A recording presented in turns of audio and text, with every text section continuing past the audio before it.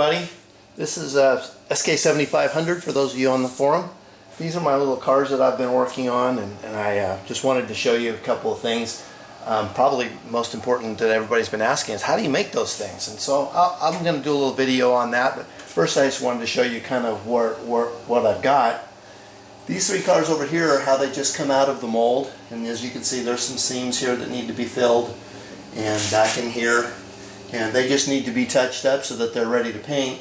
These two over here I've actually done all that filling, and these guys are ready to paint, so I'll paint those to match. And then these two cars up here are ones that started like that, went to here, and then got the final finish paint on it and the wheels put on it. That one's just painted up like the same color with some extra paint that I had from our car. And that one over there is waiting with some black wheels. That's CalStar's car. But as soon as the wheels come in, we're going to put those on there and ship it out to him. So I'll take you over to the mold now and show you exactly how we make these.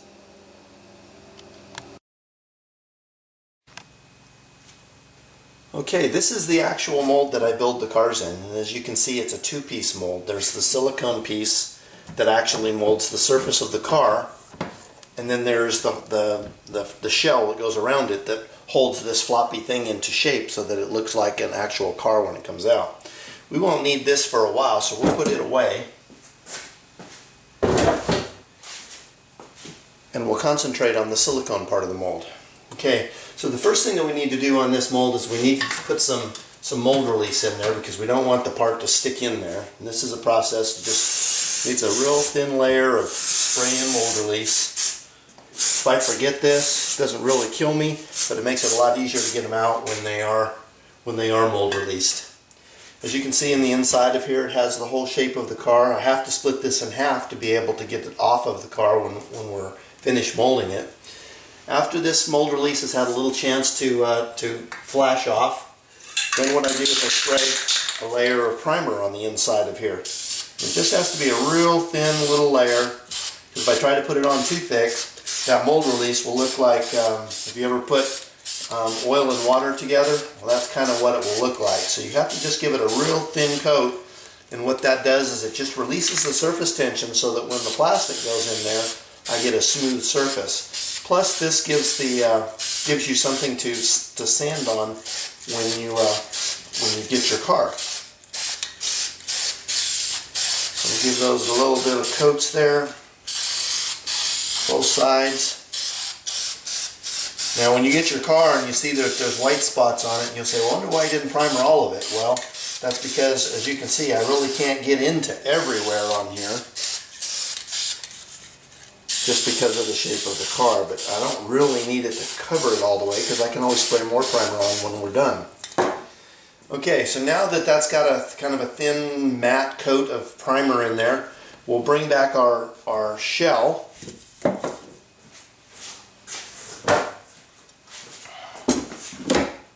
The shell has the ability to open up, and then the silicone part goes down into the shell.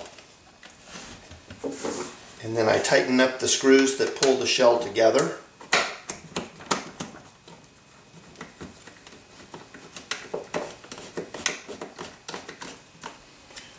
One on that side, one on this side. Okay, now that the shell is pulled together, now I need to go inside the mold, and I actually try to make sure that those seams are as flat as possible. So if you get a car that's got a really huge seam, you can say, well, I can see that Steve must have been tired when he was doing mine because he didn't get that seam very nice.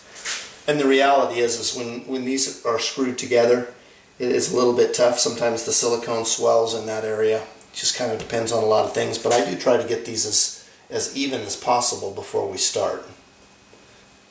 Okay, so now that the seams are flat, then I usually come back in here and I go ahead and spray the primer on the areas in the middle where I have just touched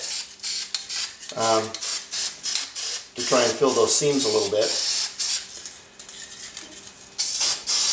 Plus, if you notice, when I did the original primering, I wasn't primering it in the center directly for that reason, because I didn't want a lot of primer right where I was going to be touching on it to try and get the seams flat.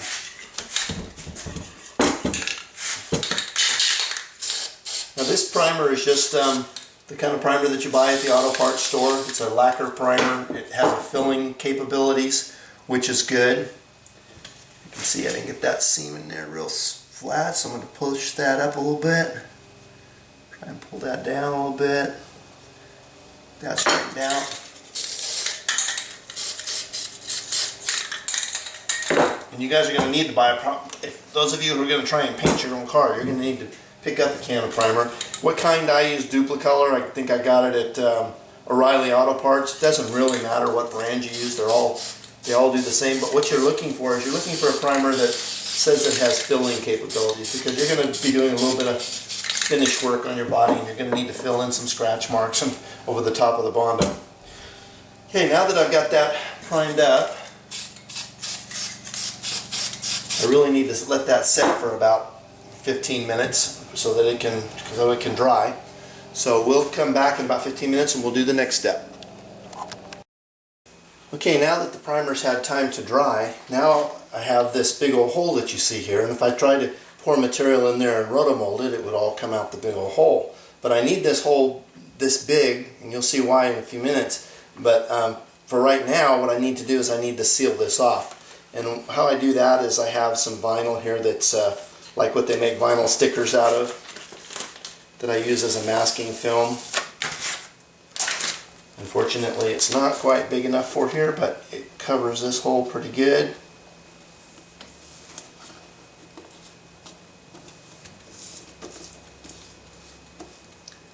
Make sure that it's sealed up around all the edges or I'll be in heat trouble.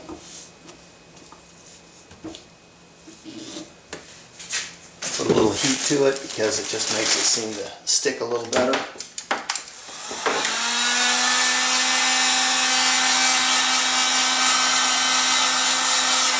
And it tightens up the vinyl.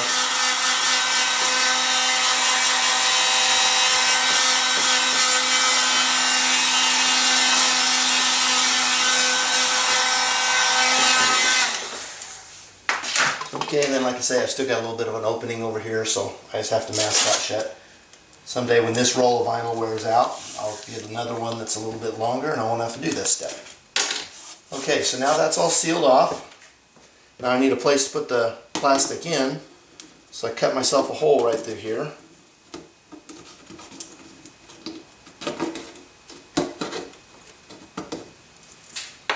And then I set that aside for the minute. I get my plastic containers out that I've already got mixed. I've already got marked off for how much material I need to put in. Pour in my material. That's the first one. That's the second one. Put the second one aside. Pour in the part B of the second one. The first pour.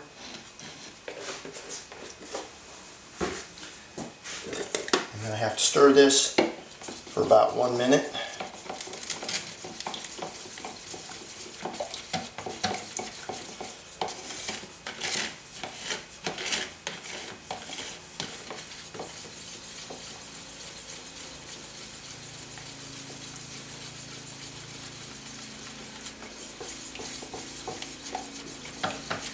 I could cast this as one big solid block, but it would weigh about 10 pounds and it would be pretty expensive because this material is not real cheap. Probably cost, I don't know, probably $200 if I made it in a solid block. Okay, so now I've got my first material stirred. I can feel that it's starting to catalyze, it's getting hot. And I just pour it into the cavity. This is the part that's really critical, that I get the material into the cavity and I get it in all the surfaces before that material sets off. And some of them are pretty tough to get over because they stick up pretty high in the cavity. Around the edges it's easy on the big flat surfaces, but as you'll see, the wheel wells are kind of a tough thing to get the material to go over. And then It's very important that I keep this material moving in there as it starts to harden.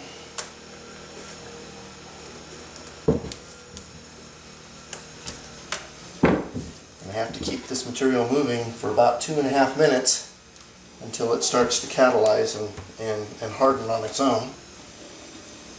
And what this does is it gives us an even film thickness across the entire inner surface of that mold that we had.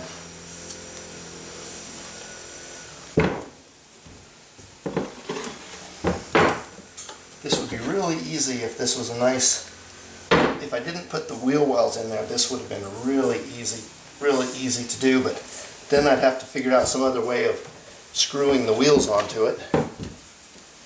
And I like what I came up with. It works good, so it's like you take your... Okay, I rolled that around for about 5 minutes, and that let the first layer harden off. Now I have to put a second layer in it so that it's thick enough to be strong enough to be able to sand on and paint. So fortunately this is the same boring process as before. I'm going to mix this for about a minute.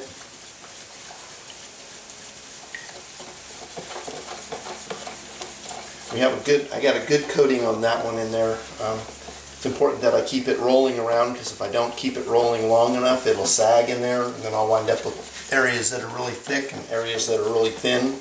It's hard enough to keep the surface even inside there, but if it gets thick spots, it tends to distort the body a little bit. So it's pretty important that I can keep that plastic rolling around there as evenly as possible.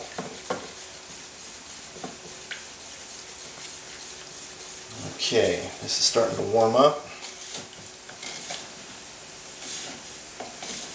I'm going to do the same process like I did before.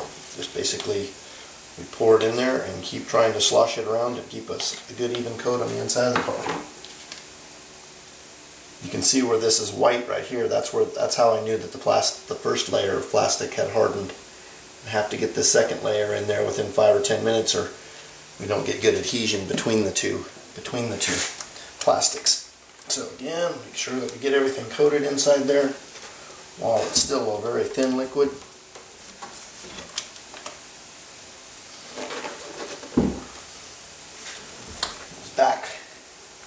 Back wheel wells are always the tough part. Okay, the next part of the process, I've poured the second layer of plastic in there, and it's not all the way hard yet, but it's getting pretty close to being hard. This is the time when I like to pull off this masking material, because it allows me to still cut some of this material out that I don't want in there. It's easier to cut now, sort of like Bondo. It's easier to cut when it's a little soft than it is when it's rock hard. So now I'll pull this off.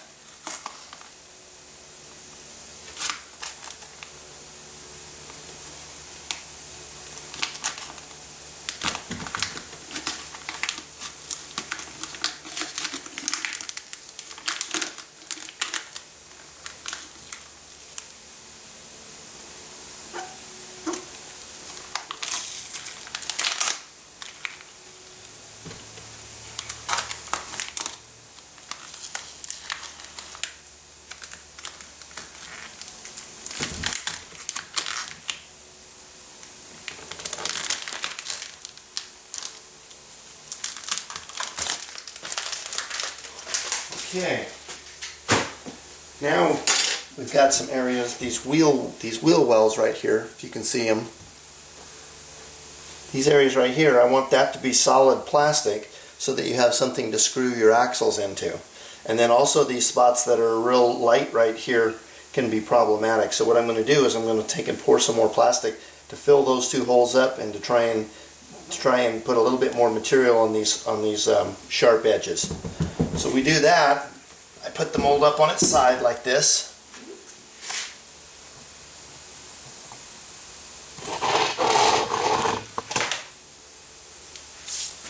And I mix up a small amount.